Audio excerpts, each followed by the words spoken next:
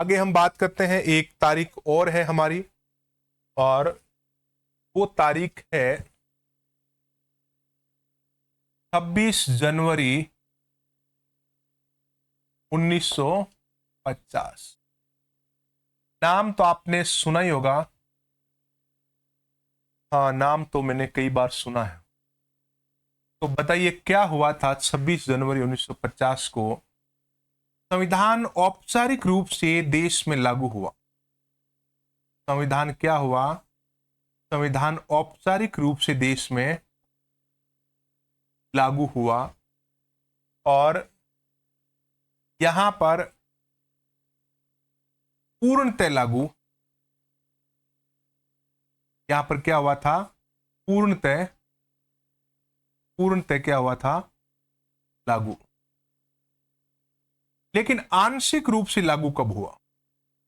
संविधान आंशिक रूप से लागू हो गया था 26 नवंबर 1949 को, लेकिन पूर्णतः लागू हुआ है 26 जनवरी 1950 को।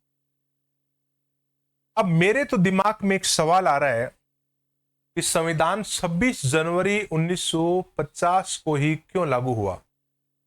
जब संविधान 26 नवंबर 1949 को बनकर तैयार हो गया था, तो क्या नौबत आ गई थी कि इस तारीख का हमने इंतजार किया? 26 नवंबर को ही लागू कर देते 1949 को, लेकिन हमने 26 जनवरी का इंतजार किया कि पीछे बहुत बड़ा रहस्य छिपा हुआ है। और ये रहस्य अगर आपको पता नहीं है तो आज आपको इस रहस्य के बारे में पता लग जाएगा। ये तो सबको पता है कि संविधान 26 जनवरी को लागू हुआ, 26 जनवरी 1950 को। एक छोटे बच्चे को पूछोगे वो भी बता देगा कि 26 जनवरी 1950 को क्या हुआ था, तो वो कहेगा कि संविधान लागू हुआ। लेकिन क्या आपको ये पता है कि 26 जनवरी को ही लागू क्यों हुआ? ये बात आप ध्यान से सुन लो। राष्ट्रीय आपातकाल के दौरान, राष्ट्रीय आंदोलन के दौरान ब्रिटिश गवर्नमेंट के खिलाफ जो आंदोलन चल रहे थे, युवा शक्ति को जागृत करने के लिए, आंदोलन में ज्यादा से ज्यादा युवाओं को शामिल करने के लिए क्या किया जाए? आंदोलन को प्रभावशाली बनाना जरूरी। 26 जनवरी 1930 को कांग्रेस ने लाहौर अधिवेशन के दौरान रावी नदी के किनारे तिरंगा फहराकर पहला स्वाधीनता दिवस मना लिया और देश के युवाओं को कहा कि आप सब लोग आजादी को महसूस कीजिए। जब तक हम किसी चीज को महसूस नहीं करेंगे ना, तब तक वो चीज हमारे पास आएगी नहीं। आप महसूस कीजिए कि ये तो अपना हो ही गया। आप महसूस कीजिए कि आपका सिलेक्शन तो हो ही गया। शिद्दत से मांगो, पूरी कायनात लग जाती है उससे मिलाने के लिए। युवा शक्ति को जागरूक करने के लिए युवा शक्ति को आंदोलन में शामिल करना बहुत जरूरी था। लोग कहते हैं युवा क्या कर पाएंगे? आज की पीढ़ियों के तो हालत ही खराब है, मोबाइल के अंदर, रील के अंदर, ये वो। नेपाल में गवर्नमेंट को गिरा दिया युवा शक्ति ने। तो युवा शक्ति कम नहीं है, युवा शक्ति को देश में क्रांति लाने के लिए महत्वपूर्ण माना जाता है। और 1930 को युवा शक्ति को शामिल करने के लिए आजादी दिवस मनाया गया था, 26 जनवरी 1930 को। और हर साल 26 जनवरी को स्वाधीनता दिवस मनाने की परंपरा स्टार्ट कर दी कांग्रेस ने कि जब तक हम स्वाधीन न हो जाएं तब तक मनाएंगे। और एक दिन ऐसा आया कि हम स्वाधीन हो। अगर आप इस प्रकार की एक्टिविटी करते हो, लगातार एक्टिविटी करते हो कि अपना तो हो गया, अपना तो हो गया, अपना तो हो गया, अपना तो हो गया, अपना तो बस हो ही गया, अपना तो हो ही गया, मैं इतना पढ़ रहा हूं, इतनी मेहनत कर रहा हूं, और मैं इतनी प्रैक्टिस कर रहा हूं, मैं इतने मौक दे रहा हूं, अपना तो हो ही गया, और मैं गारंटी के साथ कहता हूं एक दिन आपका हो ही जाएगा। लेकिन दिमाग में अगर शंका है ना, अरे यार होगा कि नहीं होगा, तो नहीं होगा। शिद्दत से मांगो, पूरी कायनात लग जाती है उससे मिलाने के लिए। इसलिए जरूरी है कि आपको खुद पर भरोसा होना बहुत जरूरी है कि आप जो कर रहे हो क्या इस पर भरोसा है आपको। हाँ, भरोसा तो है, भरोसा कर लिया तो आपका हो गया। चलिए, तो इस प्रकार से भरोसा कराया था युवाओं को और इस तारीख को महत्वपूर्ण बना दिया, और उस तारीख को जीवन भर हमेशा के लिए पीढ़ियां याद रखे, इसलिए संविधान को लागू किया गया कब? 26 जनवरी 1950 को। अब हम बात करते हैं कि संविधान को बनाने में कितना समय लगा। संविधान का जब निर्माण हुआ तो निर्माण में दो चीजें आपको ध्यान में रखना है। कितनी चीजें? दो चीजें। एक चीज आपको ध्यान में रखना है कि खर्च कितना हुआ, एक चीज आपको ध्यान में रखना है समय कितना लगा। संविधान को बनाने में उस समय 64 लाख रुपए लगे थे। कितना रुपए लगा था? 64 लाख रुपया टोटल खर्चा आया था। और समय कितना लगा था? लगभग 3 साल का समय लगा, यानी कि 2 वर्ष 11 महीना और 18 दिन। 2 साल 11 महीना और 18 दिन। मैं आपसे पूछूं कि आप बताओ कि 3 साल में कितना दिन कम है? 3 साल में 12 दिन ही कम है। तो संविधान को बनाने में लगभग 3 साल का समय लगा। अगर एग्जाम में मान लो कि पूछ ले कि भारत के संविधान को बनाने में समय कितना लगा, 1 साल, 2 साल, 3 साल, 4 साल, तो हम लोग क्या सुनते हैं कि 2 वर्ष 11 महीने 18 दिन। तो 2 वर्ष ज्यादा जो है दिमाग में चलता है, 2 वर्ष 2 वर्ष 2 वर्ष। तो स्टूडेंट क्या देखेगा? हाँ, 2 वर्ष ठीक, लेकिन 3 वर्ष इसका आंसर राइट होगा, क्योंकि 3 वर्ष के आसपास ये पूरा समय। चलिए, तो ये तो बातें होगी हमारी संविधान सभा की महत्वपूर्ण बैठकों की। अब हम बात कर लेते हैं कि संविधान सभा की समितियां, संविधान सभा की प्रमुख समितियां, कौन कौन सी समितियां संविधान सभा में थी जिन्होंने संविधान को बनाने में महत्वपूर्ण योगदान दिया था। प्रमुख समितियों की हम बात करें तो अध्यक्ष वाइज बात करेंगे। अध्यक्ष वाइज का मतलब क्या हुआ? जैसे पंडित जवाहरलाल नेहरू। मैं समितियों को याद करवा दूंगा आज आपको। याद कैसे करवाऊंगा? वो मेरे पास टेक्निक है एक। पंडित जवाहरलाल नेहरू संविधान सभा में 3 समितियों के अध्यक्ष थे। कितनी समितियों के थे? 3। 1 2 3। 1 2 3।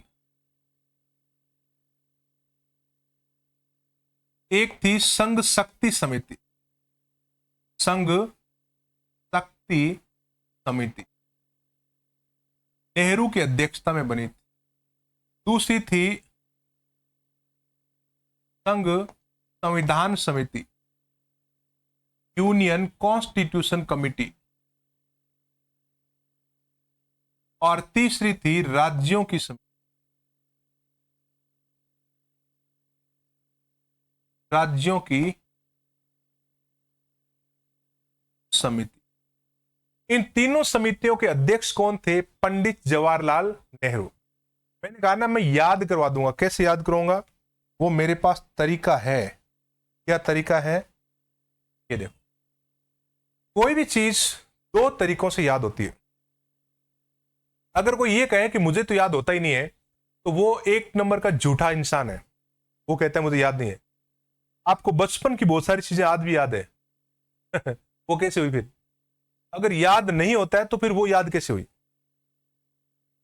अगर आप घर से निकलते समय शर्ट को सीधा करके पहन लेते हो, तो ये चीज आपको कैसे याद हुई कि ये तो सीधा, ये उल्टा है? लॉजिक लगाए ना।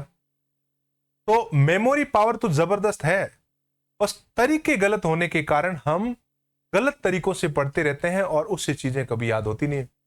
तो मैंने कहा कि चीजें याद 2 तरीकों से होती है। 2 तरीकों में पहला तरीका क्या है? पहला तरीका है कि उसकी पूरी कहानी पढ़ो, और कहानी में एक चीज दूसरी चीज के साथ में जुड़ी होती है, कनेक्शन, एसोसिएशन बना होता है। तो वो चीज आपको याद हो जाएगी, क्योंकि एक चीज तभी याद होती है जब किसी के साथ में जुड़ाव होता है।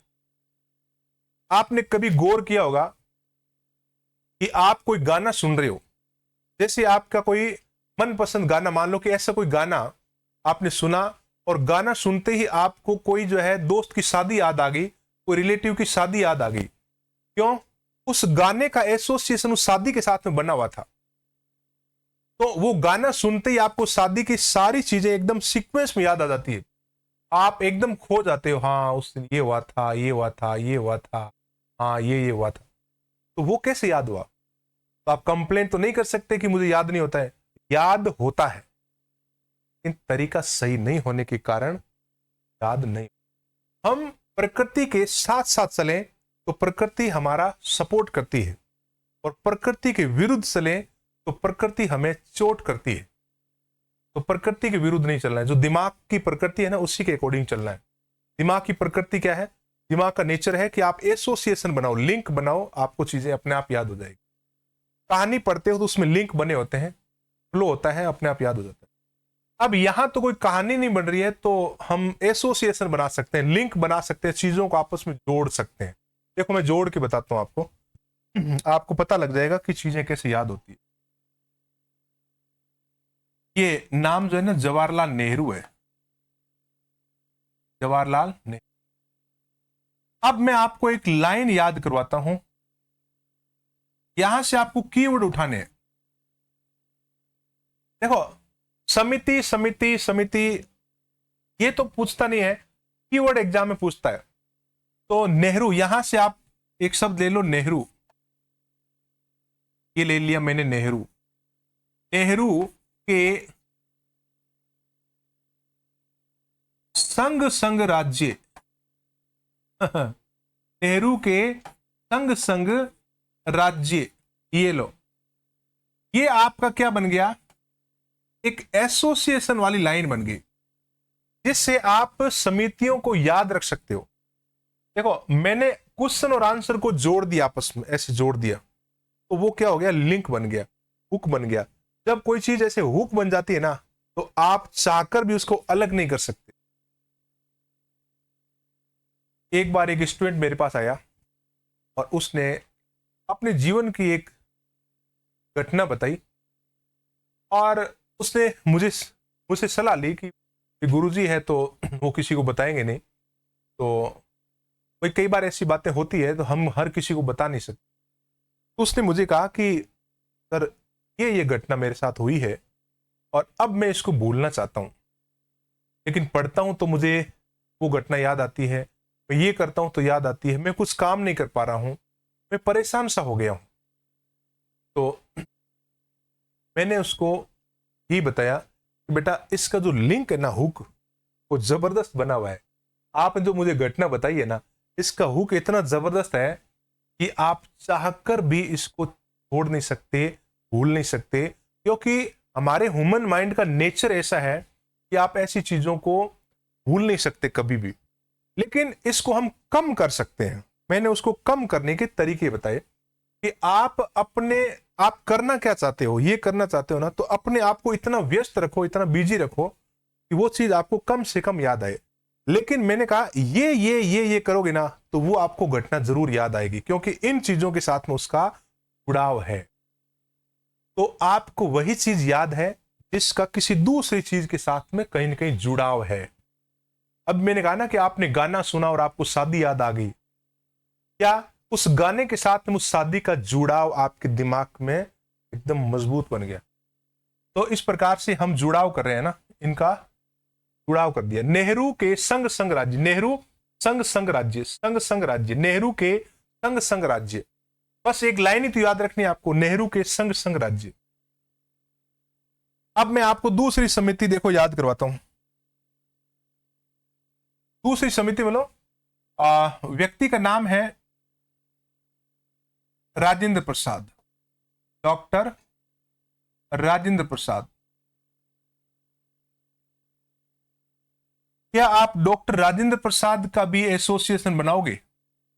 हाँ, बना दूंगा, क्यों नहीं बनाएंगे। हम किसी का भी एसोसिएशन बना सकते हैं, आपका भी बना सकते हैं। तो फिर राजेंद्र प्रसाद की 3 समितियां बताइए आप मुझे। राजेंद्र प्रसाद की 3 समितियों में पहली समिति का नाम है नियम समिति। पहली समिति का क्या नाम है? नियम समिति। और दूसरी समिति का नाम है राष्ट्रीय ध्वज समिति। नाम क्या है? राष्ट्रीय ध्वज समिति। मिट जा उलझा सिमसेम।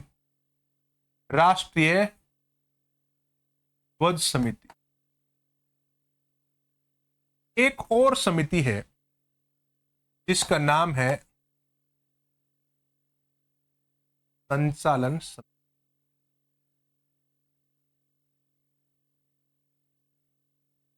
ये 3 समितियां किसके नेतृत्व में बनी?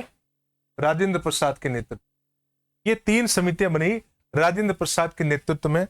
और राजेंद्र प्रसाद के नेतृत्व वाली जो 3 समितियां हैं उनका मैं आपको बताता हूं कि एसोसिएशन कैसे बनाओ। देखो यहां से नियम ये पूरा लें तो कोई ऐसी इंपॉर्टेंट लाइन नहीं बन पा रही है। हम क्या करेंगे, राजेंद्र को ले लो यहां से,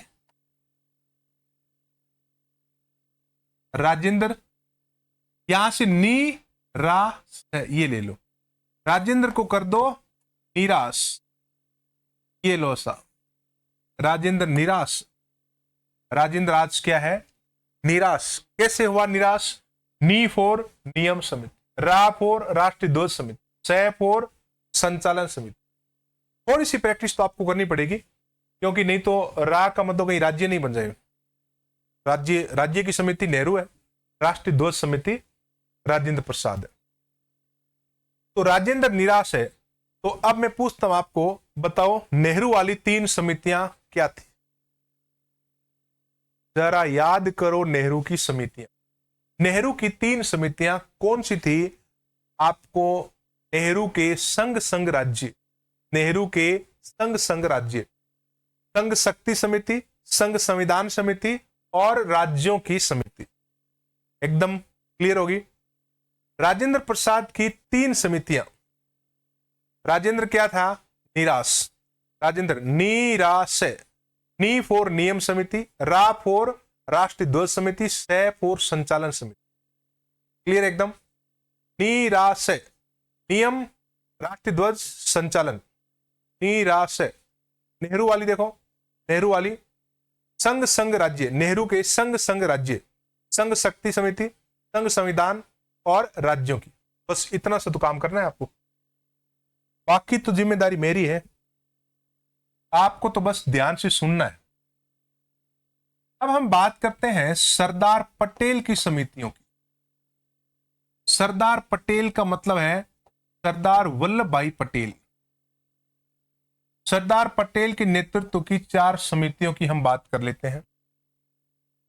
सरदार पटेल के नेतृत्व में समिति थी 4। टोटल समितियां कितनी थी? 4। पहली समिति का नाम है मूल अधिकार समिति। सरदार पटेल वाली समिति का नाम है मूल अधिकार समिति। ये लो। प्रांतीय समिति, सरदार पटेल के नेतृत्व में बनी थी एक समिति जिसका नाम है प्रांतीय समिति। अल्पसंख्यक समिति, सरदार पटेल के नेतृत्व में बनी थी जिस समिति का नाम है अल्पसंख्यक समिति। ये लो, अल्पसंख्यक समिति। और सरदार पटेल के नेतृत्व बनी थी जिसका नाम है परामर्श समिति। जिसका नाम क्या है? परामर्श समिति। जिसका नाम है परामर्श समिति। ये 4 समितियां याद रखना है। क्या इनको भी याद करवा देंगे आप? बिल्कुल, मैं इनको भी आपको एक चुटकी में याद करवा दूंगा। याद करवा दूंगा मैं आपको 1 सेकंड में। बस वही तरीका अपनाना है, प्रकृति के साथ चलना है, विरोध नहीं करना है, इंटरेस्टेड लेना है, इंटरेस्टेड बनाना है, इंटरेस्ट लेना है, बोर नहीं होना है। अच्छा, इंसान बोर कब होता है? जब वो प्रकृति के खिलाफ चलता है, तो प्रकृति आपको बोर कर देती है। जब भी आप पढ़ते पढ़ते बोर होते हो ना, तो आप एक ही बात सोचना, क्या कि मैं प्रकृति के विपरीत चल रहा हूं, तो क्या करूं? मुझे पढ़ने में मजा नहीं आ रहा है, पढ़ना मुझे बिल्कुल भी अच्छा नहीं लग रहा, क्या करूं? देखो, पढ़ने में मजा नहीं आ रहा है ना, तो आप तरीका बदलिए पढ़ने का। इसका मतलब यह नहीं कि आप पढ़ाई छोड़ दें। पढ़ने में आनंद आपको तब आएगा जब आप पढ़ाई जो है इसके अकॉर्डिंग करोगे। देखो, गेम खेलने में मजा आता है ना, हाँ, गेम खेलना तो मुझे बहुत अच्छा लगता है। आप क्या करें, पढ़ाई को गेम बना दो, पढ़ाई में मजा आने लग जाएगा। पढ़ाई को गेम बनाऊं कैसे मैं? पढ़ाई को गेम ऐसे बनाओ जैसे मैं गेम खेल रहा हूं ना, ऐसे ही। मैं कह रहा हूं कि पढ़ाई कभी आपको थका ही नहीं सकती। कोई अगर ये कहे ना कि मैं पढ़ते पढ़ते थक गया, तो इसका सीधा सा मतलब ये है कि आपके पढ़ने का तरीका गलत था। आप थक कैसे सकते हो? पढ़ते पढ़ते आप थक गए, इसका मतलब आपने इस ब्रेन का शोषण किया है, आपने प्रकृति के खिलाफ काम किया है, आपने इसके विपरीत जाकर काम किया है। तो क्या करूं? दिमाग की भी एक सीमा होती है, उससे ज्यादा मैं कर नहीं सकता। दिमाग की सीमा होती है, ये बात एकदम झूठ है। दिमाग की कोई सीमा नहीं होती है। मैं कह रहा हूं, किसी को अगर क्रिकेट खेलने में मजा आता है ना, तो उसको सुबह से शाम तक क्रिकेट खिलवाओ, वो कभी थकेगा क्या? वो पसीना पसीना हो जाएगा, तर हो जाएगा पसीने से, लेकिन थकने का नाम नहीं लेगा। क्यों? क्योंकि वो प्रकृति के साथ चल रहा है, दिमाग के नेचर के साथ साथ चल रहा है। तो कभी भी, मैं रिपीट कर रहा हूं उस बात को, कभी भी आपको पढ़ना बोरियत लगे, तो एक ही बात सोचना है कि मैं प्रकृति के खिलाफ काम कर रहा हूं। अब उसका तरीका चेंज करना है आपको। आपको नोट्स रटे जा रहे हो, थ्योरी रटे जा रहे हो, देखो, ठीक है, कुछ चीजें आप रट लेते हो, बहुत अच्छी बात है, लेकिन उनका कुछ तरीका भी तो होता है, तो हम इंटरेस्टेड बना सकते हैं। आप एसोसिएशन, फनी ट्रिक्स बनाओ, उससे आपकी आदत बन जाएगी। फनी ट्रिक्स, चलो आज मैं जो चीजें मुझे याद नहीं होती उसकी 5-6 फनी ट्रिक्स बनाऊंगा। 6 मित्र जाग पर मरे, ये लो, मैंने फनी ट्रिक बना दी। 6 मित्र जाग पे मरे, कर्क रेखा के ऊपर भारत के सभी राज्य याद हो गए। तो मतलब पढ़ाई का तरीका ऐसा करो कि दिमाग को लगे कि हाँ, ये तरीका अच्छा है। तो प्रकृति के खिलाफ नहीं जाना है। चलिए मैं आपको बताता हूं, सरदार पटेल की ये 4 मूल समितियां, ये 4 समितियां हैं। इसमें आपको मूल, प्रांत, अल्प और परामर्श, ये कीवर्ड बाहर निकाल लेने हैं। और सरदार जी को यहां ले आओ, ये लो, ये मैं सरदार जी को बाहर ले आया। सरदार के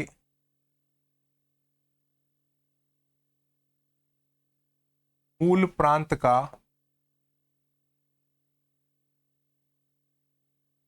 अल्प परामर्श, सरदार के मूल प्रांत का अल्प परामर्श, बस इतना ही तो आपको याद रखना है। सरदार, ये रहा सरदार, मूल, ये रहा मूल, प्रांतीय समिति, ये रहा प्रांत, अल्पसंख्यक समिति, ये रहा अल्प, परामर्श समिति, ये रहा परामर्श। आपकी एक लाइन में सरदार पटेल सहित सारी की सारी समितियां एकदम समेट दी गई, एक ही लाइन में। सरदार के मूल प्रांत का अल्प परामर्श, सरदार पटेल की 4 समितियां, याद करना तो एकदम चुटकी का खेल है अपना। अब मैं देखो वापस आपको रिपीट करवा रहा हूं, नेहरू वाली समितियां याद करो, नेहरू वाली समितियां, नेहरू नेहरू नेहरू नेहरू क्या था? नेहरू संघ राज्य, नेहरू के संघ राज्य, संघ शक्ति, संघ संविधान, राज्यों की समिति। राजेंद्र प्रसाद वाली 3 समितियां, राजेंद्र प्रसाद याद करो, राजेंद्र प्रसाद क्या थे? राजेंद्र क्या था? राजेंद्र था निराश, निराश याद आ गए। तो राजेंद्र निराश, नियम समिति, राष्ट्रीय ध्वज समिति और संचालन समिति। के बाद में हमने क्या बात की थी? सरदार पटेल, सरदार के मूल प्रांत का अल्प परामर्श, बस इतना ही तो करना है। सरदार के मूल प्रांत का अल्प परामर्श, सरदार पटेल मूल अधिकार समिति और परामर्श समिति, अल्पसंख्यक समिति और प्रांतीय समिति। उसके बाद में नाम आता है जेबी कृपलानी, नाम क्या आता है? जेबी कृपलानी, जीवतराम भगवान दास कृपलानी। ओ कौन हो गुरुजी? देखो, जेबी कृपलानी सुचेता कृपलानी के पति देव थे। किसके पति देव थे? सुचेता कृपलानी के। सुचेता कृपलानी कौन थी? भारत में प्रथम महिला मुख्यमंत्री, संविधान सभा की सदस्य भी थी। सुचेता कृपलानी उत्तर प्रदेश की पहली महिला मुख्यमंत्री बनी थी, जो भारत के किसी भी राज्य में बनने वाली पहली महिला थी, तो उनकी वाइफ थी।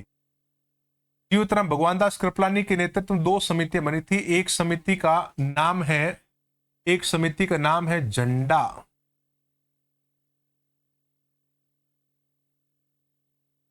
संविधान समिति, झंडा संविधान समिति, और एक समिति का नाम है उप समिति। एक उप समिति थी जो समिति मूल अधिकारों से संबंधित थी। उप समिति किसकी थी? मूल अधिकारों की मेन समिति जो थी ना, उसके अध्यक्ष तो सरदार पटेल थे, और एक छोटी समिति बनी थी जिसको उप समिति कहते हैं, वो जेबी कृपलानी के नेतृत्व में बनी थी। तो देखो, अब देखो इसको कैसे याद रखेंगे? कोई तरीका है इसका आपके पास, या आप इसको भी याद रख लो? तरीका निकाल लेते हैं। तो तरीका तरीका तरीका तरीका तरीका तरीका आ गया। जेबी को बना दो जेब। जेबी को क्या बना दो? जेब। जेबी को आपने क्या बनाया है? जेब। और जेब के ऊपर लगा दो झंडा। ये लो, ये तो मुझे याद हो जाएगा। जेब के ऊपर क्या है? झंडा। तो जेब के ऊपर, ये जेब और जेब के ऊपर यहां झंडा है। तो जेबी कृपलानी की आपको 2 समिति याद आ जाएगी, झंडा और उप समिति मूल अधिकारों की। देखो, अब आपके दिमाग में एक सवाल आ रहा है। मैं बताऊं क्या सवाल आ रहा है? सवाल ये आ रहा है कि झंडा संविधान समिति और राष्ट्रीय ध्वज समिति में क्या अंतर है?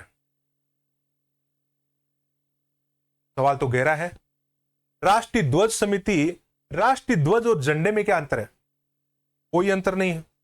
आप राष्ट्रीय ध्वज बोल दो चाहे झंडा बोल दो, तो दोनों सेम है, बोथ आर सेम। लेकिन एक समिति ने झंडे का कानून, झंडे के फहराने के नियम बनाए, झंडे का संविधान यानी कि नियम बनाए, और एक ने, राजेंद्र प्रसाद वाली समिति ने, झंडे का डिजाइन तैयार करवाया था। बस इतना ही अंतर है। जेब के ऊपर क्या है? झंडा। समितियां देखो, वापस देखो, नेहरू के संग राज्य, उसके बाद में राजेंद्र निराश है, उसके बाद में सरदार के मूल प्रांत का अल्प परामर्श, उसके बाद में जेब के ऊपर झंडा। ये लो समितियां याद, चुटकी का खेल अपना। उसके बाद में डॉक्टर भीमराव अंबेडकर, डॉक्टर भीमराव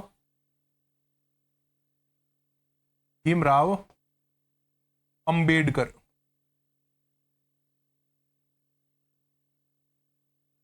भीमराव अंबेडकर के नेतृत्व में एक समिति थी, और उस एक समिति का नाम है प्रारूप समिति। नाम क्या है? प्रारूप समिति। देखो, प्रारूप समिति के बारे में एग्जाम में सबसे ज्यादा, अब तक सबसे ज्यादा क्वेश्चन अगर आए हैं तो प्रारूप समिति से ही आए हैं। देखो, प्रारूप समिति से जब बार बार क्वेश्चन आ रहा है तो एग्जामिनर, देखो एग्जामिनर अगर यहां से समितियों से क्वेश्चन डाल रहा है ना, तो एग्जामिनर की पहली पसंद होती है मैं प्रारूप समिति से डालूं। लेकिन प्रारूप समिति के इतने सारे क्वेश्चन आ गए तो बार बार मैं वही नाम लिखूं तो थोड़ा सा ठीक नहीं लगेगा, लेकिन क्वेश्चन तो देना ही है। तो प्रारूप के और क्या नाम हो सकते हैं? तो वो नाम आने लगे फिर एग्जाम में। ड्राफ्टिंग कमेटी, बोलो ड्राफ्टिंग, हिंदी में देवनागरी में लिख दिया। ड्राफ्टिंग समिति के अध्यक्ष कौन थे? पांडुलेखन समिति के अध्यक्ष कौन थे? मसौदा समिति के अध्यक्ष कौन थे? तो आप मसौदा कह दो, ड्राफ्टिंग कह दो, पांडुलेखन कह दो, प्रारूप कह दो, ये सारा सेम है, कोई अंतर नहीं है। तो प्रारूप समिति के और भी कुछ नाम है। हाँ, इसका नाम मसौदा भी है, प्रारूप को मसौदा कह सकते हैं, इसको आप ड्राफ्टिंग कह सकते हैं, ड्राफ्टिंग समिति कह सकते हैं, इसको आप ये भी कह सकते हैं पांडुलेखन, पांडु लेखन। इतने सारे नाम आप जो है इनके रख सकते हो। अब मैं इसका भी बता देता हूं कि आप याद कैसे रखोगे। इसको भी याद रखना हमारे लिए बहुत आसान है।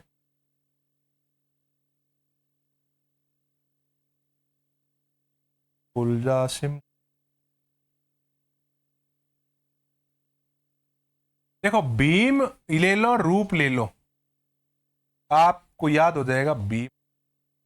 ये समिति तो वैसे ही आपको याद हो जाएगी। भीम और रूप को अगर आप देखें तो भीम का मतलब भीमराव अम्बेडकर, रूप का मतलब प्रारूप, रूप ये रहा रूप, प्रारूप भीम रूप, तो भीम और रूप। चलिए, तो हमने ये सारी समितियां पढ़ी और समितियों को हमने याद भी किया। तो आज का ये जो टॉपिक है यहीं पर समाप्त होता है। हमने संविधान सभा को कंप्लीट कर लिया है। संविधान सभा की 2 पार्ट में हमने इसको कंप्लीट किया, पार्ट फर्स्ट और पार्ट सेकंड। पार्ट फर्स्ट में हमने संविधान सभा के बारे में पहले इंट्रोडक्शन पढ़ा, उसके बाद में संविधान सभा की मांग पढ़ी, ब्रिटिश सरकार के आश्वासन पढ़े, कैबिनेट मिशन पढ़ा। उसके बाद में इस अंक में हमने बात की थी कि संविधान सभा की बैठकें कब कब हुई, कौन कौन सी तारीख को कौन कौन सी महत्वपूर्ण बैठक हुई, और उन बैठकों की खास विशेषता पढ़ी। और उसके साथ साथ हमने लास्ट में संविधान सभा की ये सभी 13 समितियां पढ़ी। तो इन समितियों को याद करने के तरीके भी हमने पढ़ लिए। तो आज की इस क्लास में इतना ही, और बाकी हम मिलते हैं अगली क्लास में। जय हिंद, जय भारत।